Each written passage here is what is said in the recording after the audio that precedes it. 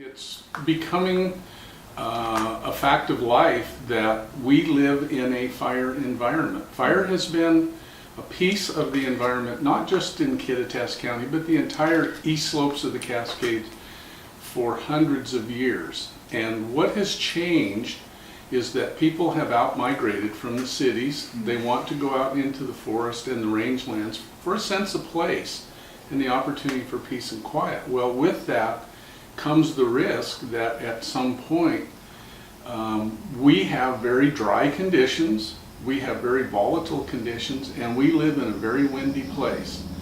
And if you take the newest fire, it was affected by wind dramatically. Taylor Bridge was dramatically affected by wind. And once a fire gets, a wildland fire gets its head up and takes off, it's going to burn until the weather changes. And you can't have enough resources to do anything but try and protect people and lives until that changes. So it's not, I would call it sobering, but it's always been here.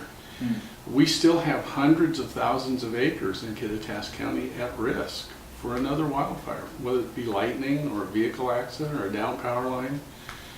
Those light, flashy fuels, the grass and the brush driven in the wind on that right day will continue to cause major fires in our valley. And we have to learn that lesson. I've always said that fire gives us the test and then it gives us the lesson. And what I would offer from Taylor Bridge to Colocum Tarps is that Kittitas County does an excellent job of preparing itself, discussing after the incident what can it do better, and sitting in the county commissioner's seat as Colocum Tarps came into our county. The EOC was activated, the Emergency Operations Center was activated very timely. We were asked to make the emergency declaration timely. The evacuations were well thought out and well administered. The roads were closed. The animal shelter was very orderly, initiated, Red Cross shelter. I thought they just did everything as professionally as they could. And so while it's a traumatic event to have a wildfire in your backyard, they did a great job. District 2 engaged the fire when it came down towards the cabins. The wind farm was notified. Gosh, you can only just do so much. Right. And I think that from Taylor Bridge that day, that was, and I was not here, but there was some chaotic times trying to evacuate people and save lives on that day that we just did not have this time, because if you do it, unfortunately, if you practice it, you get pretty good at it. Yeah, so that's what I would say. And fire is in our future, and it will always be here. I've always said that the fuels tend to dry out around the 1st of July, and we have about 100 days of very much at risk in our valley, and we will always have that. We have a huge forest health problem.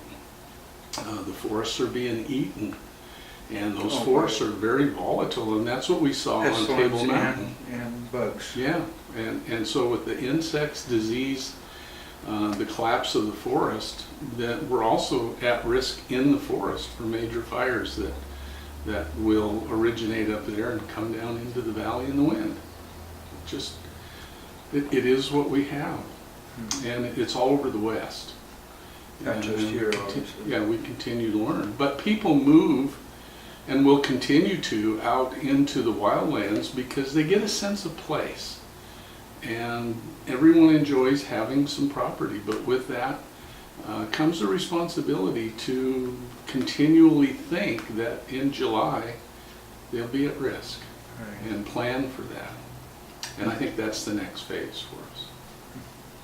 What we have done is, in many years ago, fires actually burned unchecked, and this would be, around the turn of the century.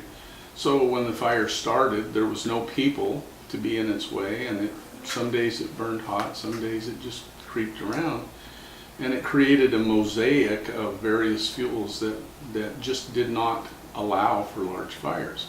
Early in my career, we didn't experience fires like this because the fuel beds were still growing up and collapsing, and they really hadn't The built natural up. cycle. Yeah, the natural cycle in the Kittitas Valley is probably every 20 to 50 years over the history there's been major fires. Then the fuels clean up, and it's one of the ways the forest regenerates. And so the fire regime, as we called it,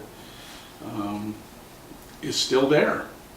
And so we've moved ourselves out into that, and if we don't do something to manage those fuel loadings, then we will continue to go through this again and again. And that's part of the lesson that we need to learn when we choose to go out and live in the wild.